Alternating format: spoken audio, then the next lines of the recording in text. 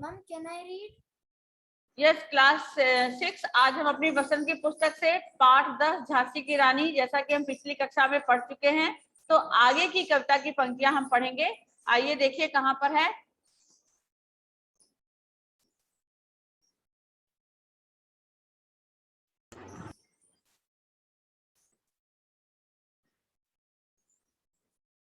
Yes, यहां से पढ़ेंगे हम। उदित हुआ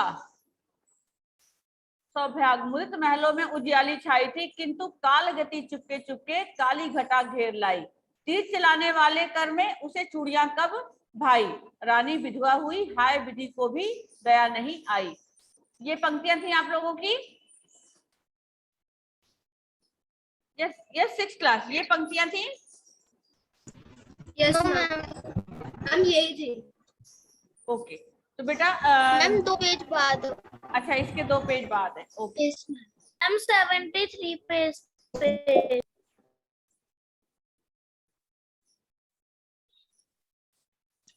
ma'am yes, this one. Okay, this one. Yes ma'am, yes यहीं पे थे। यस,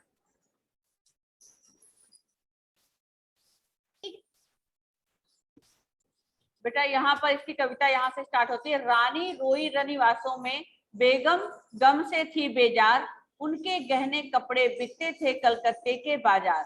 सरेआम नीलाम छापते थे अंग्रेजों के अखबार, नागपुर के जेवर ले लो, लखनऊ के 9 लाख हार। ठीक है।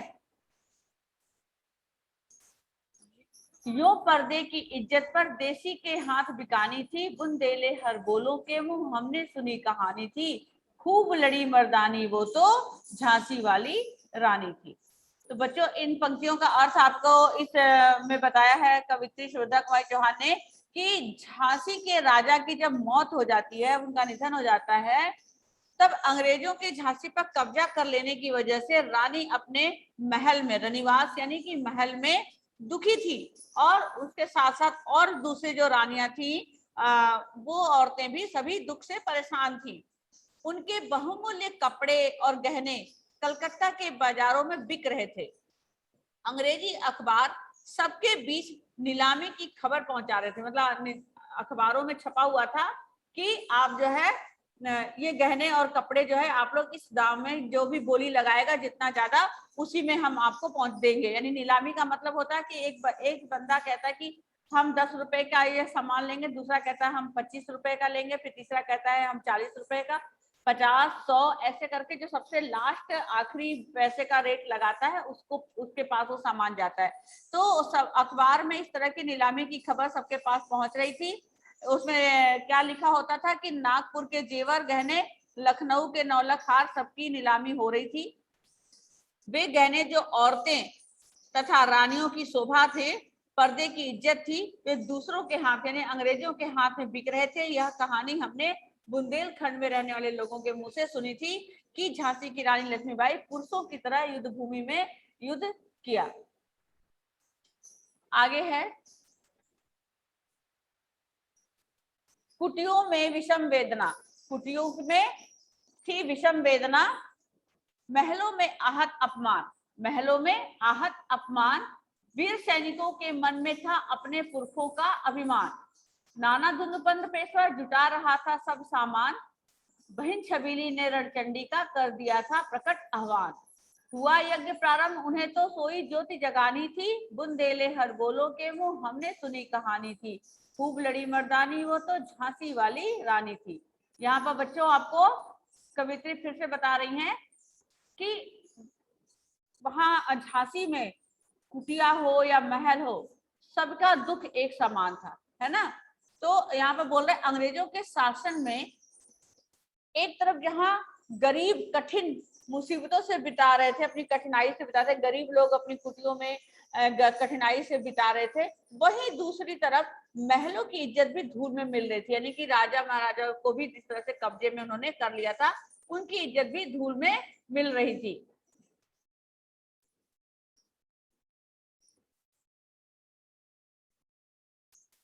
भले ही वीर सैनिक अंग्रेजों के सामने कमजोर थे, पर उन्हें अपने मन में अपने पूर्वजों का गर्व फूट फूट के भरा हुआ था। चाहे ही हमारे जो भारतीय वीर थे वो अंग्रेजों के सामने कमजोर पड़ रहे थे, लेकिन उनके मन में अपने पुरखों की इज्जत अभी भी थी और उनके मन में उनके इज्जत का कूट कूट कर उनकी इज्जत उनके मन में भरी हुई थी। नाना धुंधुपंत और पेशवा अंग्रेजों के विरुद्ध युद्ध करने के लिए जरूरी सामान जुटा रहे थे। जरूरी सामान युद्ध के लिए क्या क्या होता है बच्चों, क्या क्या होता है? युद्ध करने के लिए जरूरी सामान क्या क्या होता है? अस्त्र शस्त्र, हाँ बिल्कुल सही, अस्त्र शस्त्र। तो हाथी, घोड़े, तलवार।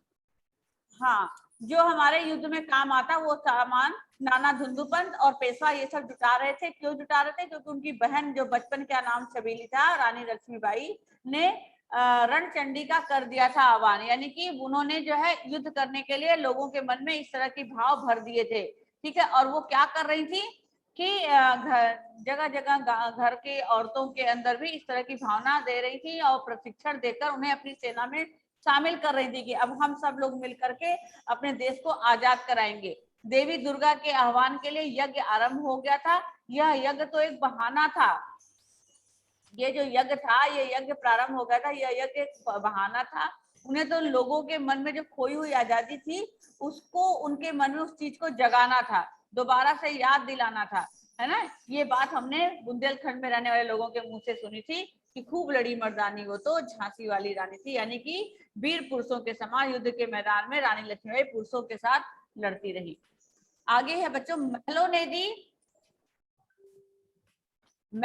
दी आग, झोपड़ी ने ज्वाला सुलगाई थी, यह स्वतंत्रता की चिंगारी अंतरतम से आई थी। झांसी चेती, दिल्ली चेती, लखनऊ लपटे छाई थी, मेरठ कानपुर पटना ने भी भारी धूम मचाई थी, जबलपुर कोल्हापुर में भी कुछ हलचल उकसानी थी, बुंदेले हर बोलों के मुंह हमने सुनी कहानी थी, खूब लड़ी मर्दानी वो तो झांसी वाली रानी थी। इन पंक्तियों के माध्यम से कवित्री कहती है कि अंग्रेजों से अपनी आजादी छीन लेने की बात महलों में आग की तरह फैल रही थी। तो समाज के दूसरे वर्ग भी अंग्रेजों के प्रति अपने गुस्से को निकाल रहे थे, मतलब गुस्से से भरे हुए थे। आजादी प्राप्त करने का यह जोश जुनून उनके दिल में से निकल के आ रहा था, उनके भी मन में आ रहा था कि अब हम भी आजाद होंगे, भाई बहुत हो गया अंग्रेजों की गुलामी सहते हुए।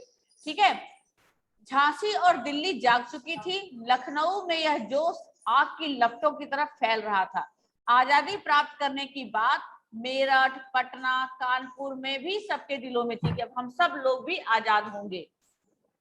जबलपुर और कोल्हापुर के लोगों में यह बात भरनी थी, अब जबलपुर और कोल्हापुर में रहने वाले लोगों के मन में भी ये बात भरनी थी कि अब हमें भी आजादी चाहिए, है ना, भरनी थी। अर्थात उनको भी प्रेरित करना था कि यह कि चलिए अब युद्ध के लिए तैयार हो जाइए, ऐसी बात उनको भी कह के प्रेरित करना था। यह कहानी हमने बुंदेलखंड में रहने वाले लोगों के मुंह से सुनी थी कि खूब लड़ी मर्दानी वो तो झांसी वाली रानी थी, यानी कि झांसी की रानी अंग्रेजों के खिलाफ पुरुषों की तरह युद्ध भूमि में लड़ती रही।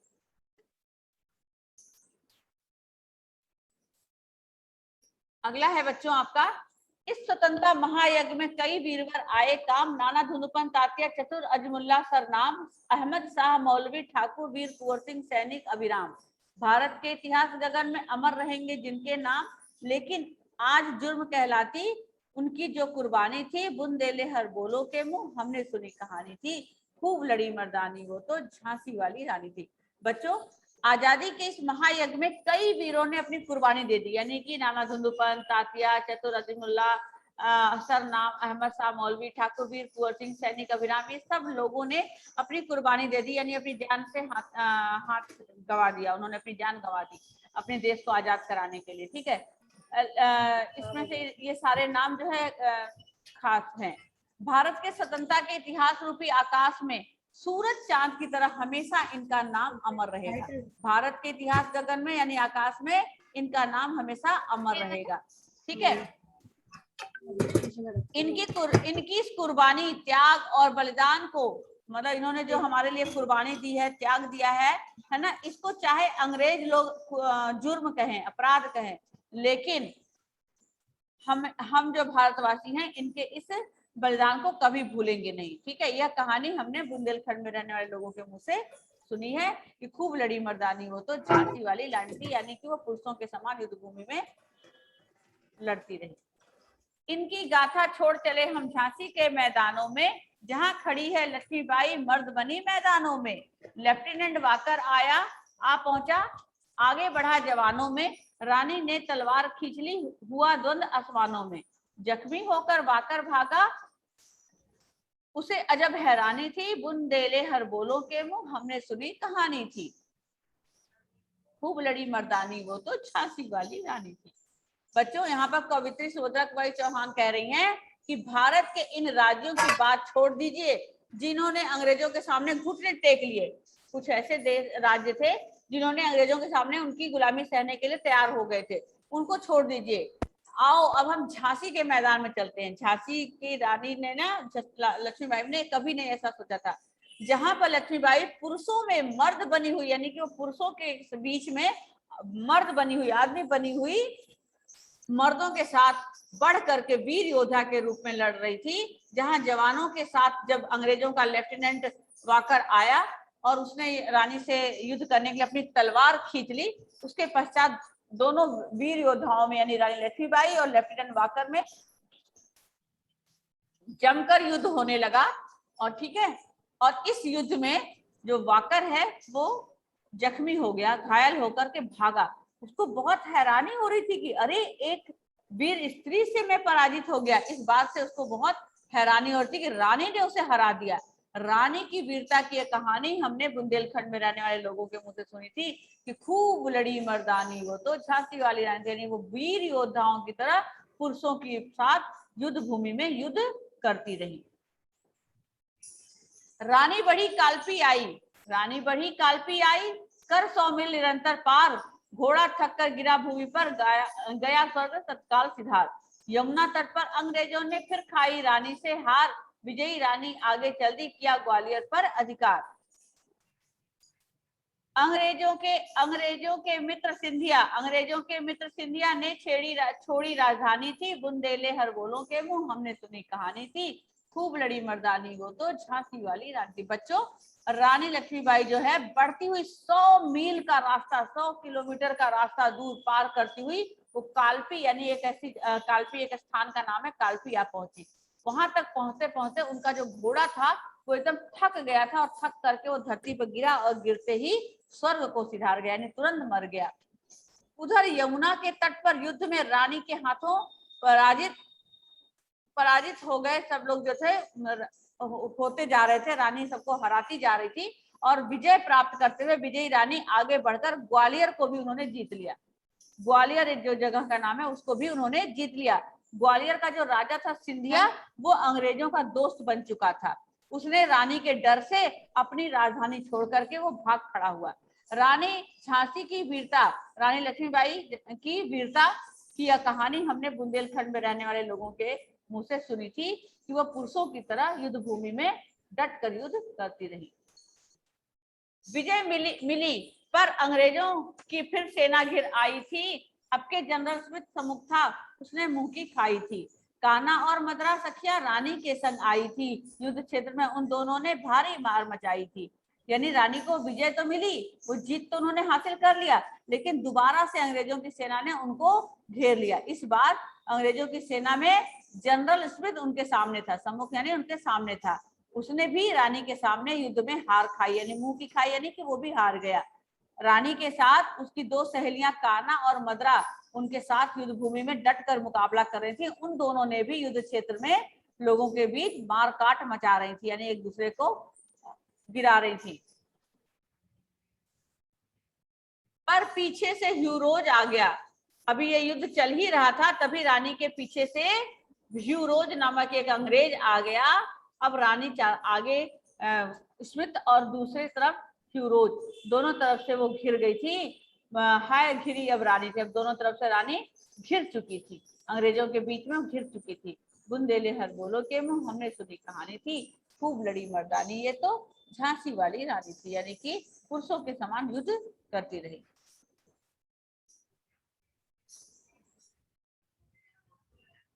तो भी रानी मार काट चलती बनी सैन्य के पार, किंतु सामने नाला आया था यह संकट विषम अपार। घोड़ा अड़ा नया घोड़ा था, इतने में आ गए सवार, रानी एक शत्रु बहुतेरे होने लगे बार पर बार।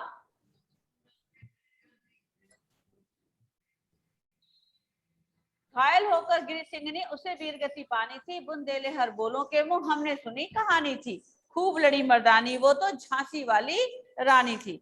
अब यहाँ पर बच्चों इतनी दोनों तरफ से अंग्रेजों की सेना आ जाने के बावजूद रानी उनको पराजित करती हुई उस सेना से बाहर निकल कर आई, परंतु सामने एक बहुत बड़ा नाला आ गया। अब ये बहुत बड़ा संकट उनके सामने खड़ा हो गया, क्योंकि उनका जो घोड़ा था, पहला अपना घोड़ा जो था वो स्वक सिधार गया था, यानी मर गया था, तो वो नया घोड़ा था और उसने जो है वो अड़ गया कि मैं ये घोड़ा नाला नहीं पार करूंगा। अब बच्चों इतने में जो है वहां पर और दूसरे सैनिक सवार आ गए और रानी अकेली पड़ गई और शत्रु बहुत ज्यादा हो गए, यानी अंग्रेज बहुत ज्यादा हो गए। होने लगा दोनों के बीच में वार परवार, पर घायल हो गई सिंघनी यानी लक्ष्मीबाई घायल हो गई और उन्हें तो वीर गति पाना था। जब इतने युद्ध में वो अकेले लड़ रही हैं तो उन्हें तो वीर गति पाना था। बुंदेले हर बोलों के मुंह हमने सुनी कहानी थी, खूब लड़ी मर्दानी वो तो झांसी वाली रानी। रानी गई सिधार चिता, अब उसकी दिव्य सवारी थी, मिला तेज से तेज की वह सच्ची अधिकारी थी, अभी उम्र कुल 23 की थी, मनुज नहीं अवतारी थी, हमको जीवित करने आई बन स्वतंत्रता की नारी थी, दिखा गई पथ सिखा गई हमको जो सीख सिखानी थी, बुंदेले हर बोलों के मुंह हमने सुनी कहानी थी, खूब लड़ी मर्दानी वो तो झांसी। बच्चों रानी स्वर्ग सिधार गई। अब तो जब युद्ध भूमि में घायल होकर गिर पड़ी तो वो स्वर्ग सिधार गई, क्योंकि उन्हें वीर गति जो प्राप्त हो गई थी।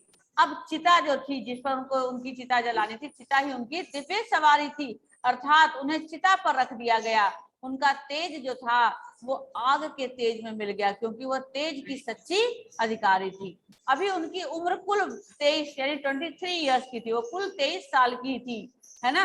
उन्होंने जो वीरता दिखाई उससे लगता था कि वो मनुष्य नहीं थी, कोई अवतार थी, किसी भगवान देवी देवता का अवतार थी। वह स्वतंत्रता की देवी बनकर हमें जीवित करने आई थी। वह हमें बलिदान का मार्ग दिखा गई कि बलिदान दे करके हम अपने देश को आजाद करा सकते हैं, और हमें जो सीख सिखानी थी वो हमें सिखा गई। बुंदेले हर बोलों के मुंह हमने सुनी कहानी थी, खूब लड़ी मर्दानी वो तो झांसी वाली रानी थी, यानी पुरुषों जैसी रानी बहुत बहादुर से युद्ध भूमि में लड़ती रही।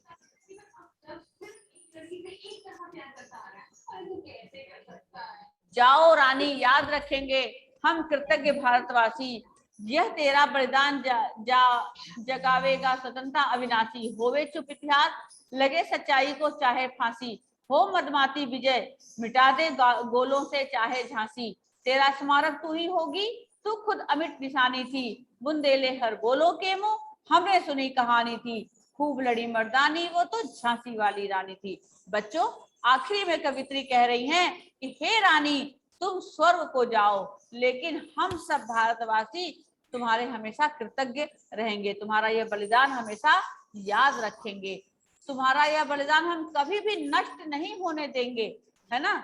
जो नष्ट होने वाली आजादी के लिए हमेशा सचेत करता रहेगा हमें, कि जब हमारी आजादी हमसे छीनने लगेगी तो तुम्हारा यह बलिदान हमें याद दिलाएगा, तुम्हारा यह बलिदान हमें हमेशा जो है याद दिलाता रहेगा।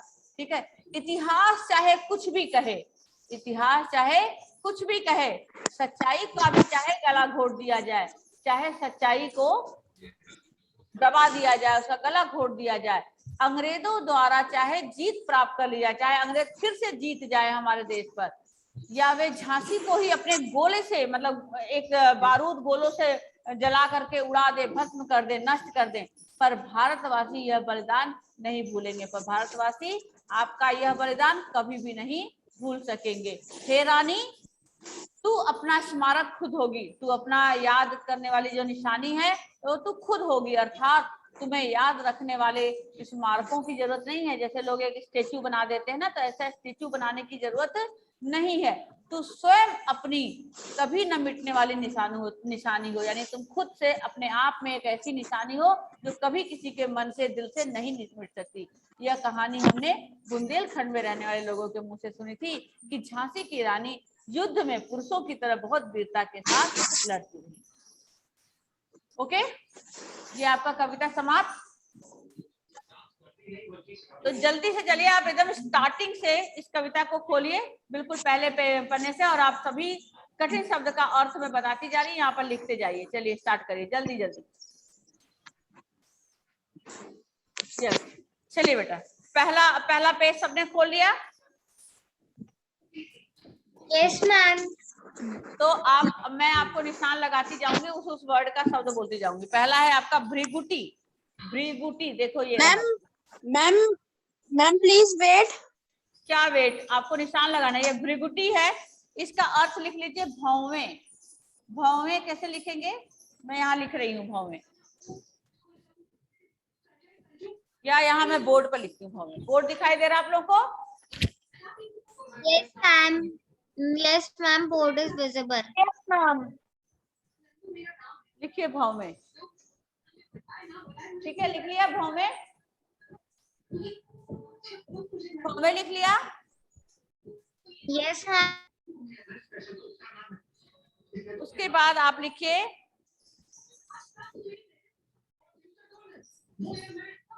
फिरंगी।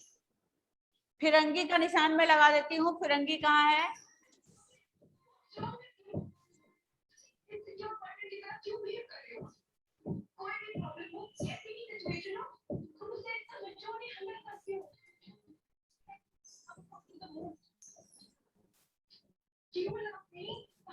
देख लिया फिरंगी?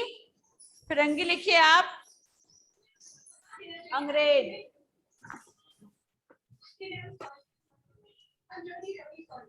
अंग्रेज लिख लिया अंग्रेज?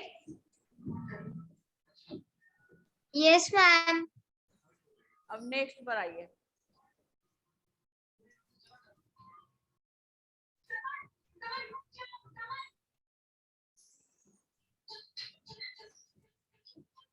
नेक्स्ट में आइए।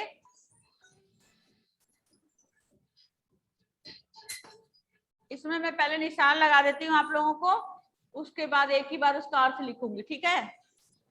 छबीली, ये रहा छबीली। ये जो दो एक्स्ट्रा लगे इनको मैं मिटा देती हूँ। छबीली। उसके बाद दूसरा है गाथाएं।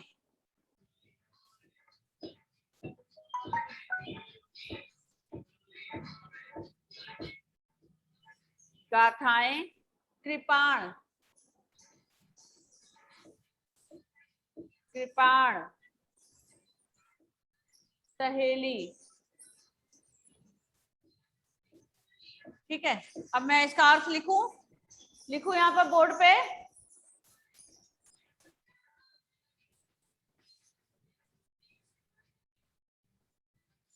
पहला आपका क्या है? छबीली यानी मैम सुंदर। छबीली। सुंदर, सुंदर। दूसरा आपका क्या है?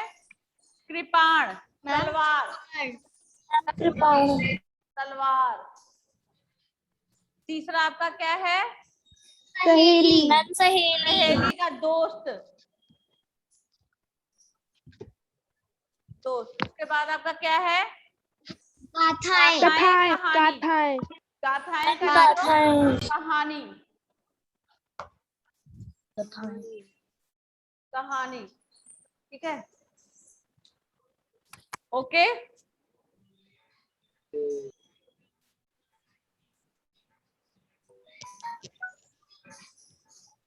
आप लोगों को मैंने क्वेश्चन आंसर भेज दिया है। Yes ma'am. चलिए, मैम गाथा का क्या मतलब है? कहानी लिखा मैंने यहाँ पर, कहानी। कहानी। देखो ओके बोर्ड दिख रहा है आपको? बोर्ड। Yes ma'am. कहानी दिख रहा है? यस। Yes ma'am.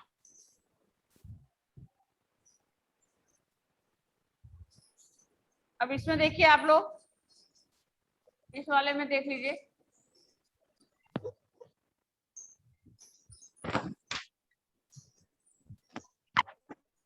पुलकित। पुलकित, पुलकित है ना ये शब्द, पुलकित। पुलकित। उसके बाद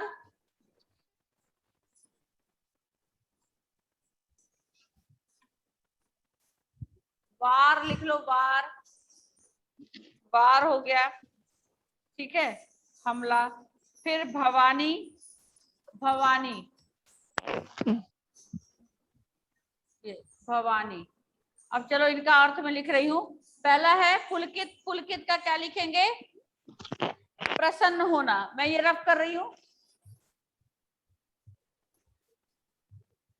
प्रसन्न। दूसरा क्या है आपका? वार यानी हमला। वार, मैम वार का हमला। क्या है? हमला। हमला। और तीसरा क्या है आपका? तीसरा क्या है? भवानी। भवानी। भवानी का भवानी। लिखेंगे भवानी, पार्वती, पार्वती, पार्वती। ठीक है,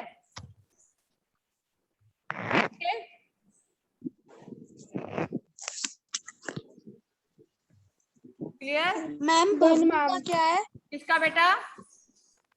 मैम भवनी का। भवानी का पार्वती, पार्वती बेटा, ये पार्वती लिखा मैंने यहाँ, पार्वती, पार्वती। ठीक है, तो ये इतना आप अपने नोटबुक में लिख लीजिएगा, उसके बाद क्वेश्चन आंसर करिए। कल हम और डिस्कस करेंगे question answer. Okay? Okay ma'am. Okay बेटा, मैम। ओके बेटा, have a good day, have a good bye day, ma'am. Bye ma'am. Take care, bye bye bye ma'am. Bye. Thanks for teaching us. Bye ma'am. Okay बेटा, bye bye bye. Bye.